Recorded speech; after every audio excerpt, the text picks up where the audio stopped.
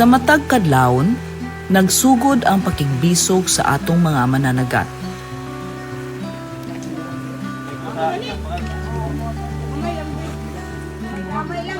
Ako din si Rex Abesia, 48 years old, taga Kantaan, Ginsiliban, Kamigin. Ako na nasa taas-taas na nga pagpanagat. Good kay gikan pa sa akong pagkabataan noon hantod sa karong nga panahon na namang kita sa pagpanagat. Sa among pamilya, kuan mi unom, kuan ako asawa, dayon nakoy pat ka anak. Siyempre atong pamilya, ngay mo may atong pan nga atong buhion sa pamilya gyud. Dili lang ni trabaho, kundi panginabuhi para sa pamilya. So importante kani siya kay mo man ni siya naghatag og source sa atong income sa matag adlaw, kay kung wala ta sa panagat na wala po tay ma-income. Pinakadako nga rason gyud ang pamilya mo atong basihan nga ano man kamot ta matag adlaw aron ma-provide nato ang mga panginahanglanon nato. Sa matag biyahe sa dagat, dala nila ang paglaom ug kaiso. Pag tuwa ta sa laot, usa gidana ang panahon nga usahay kung daot ang panahon, medyo ta bakwayawan kay tubay ta sa laot. Adunay mga adlaw nga gamay ra ang kuha, pero dili sila muhuno. Tapos kaniyang panahon nga sa minus ang kuha, sa gina siya sa daghan, pre pag gamay ra kuha, mangita gitag line alternative. So usa na nato kog ingon nga kining ang pagpamuhi sa mga kahayupan pag uma, please nga makaabag na siya sa kung wala tas dagat, niya tas kawas. Kung moabot ang panalangin, tanan ka kapoy mawala.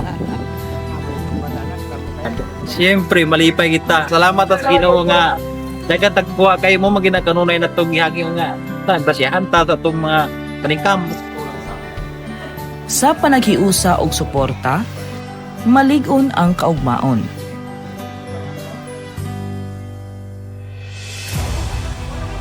Dili lang dagat ang nagbuhi nila, kundi ang panaghiusa sa komunidad.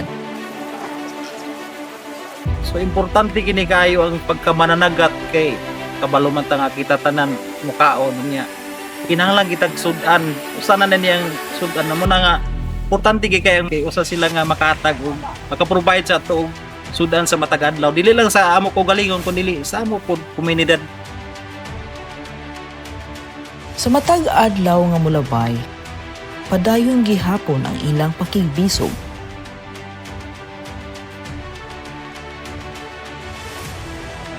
Unang-una salamat ko sa Ginoo diyan sa kalisod nga at least nga bisag lisod man ta pero at least basko ato panlawas dili lamang sa ako kundi sa akong pamilya sa kinatibukan nga kabanayan nga pasalamat gyapon ta bisag lisod atong nga panginabuhi at least nga basko ta so habang may buhay may pag-asa.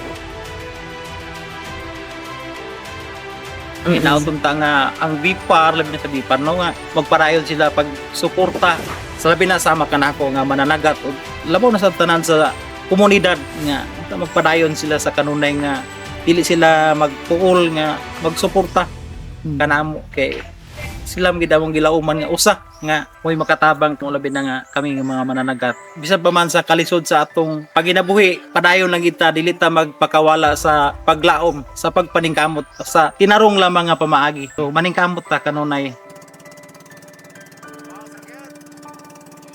Akong mensahe nga sa kanunayon ta nga di ta magpakawala sa paglaom tungod kay ang gobyerno naa nato nagpaluyo nga mga mananagat. Sa BIPAR, salamat sa mga suporta nga inyong gihatag sa amo.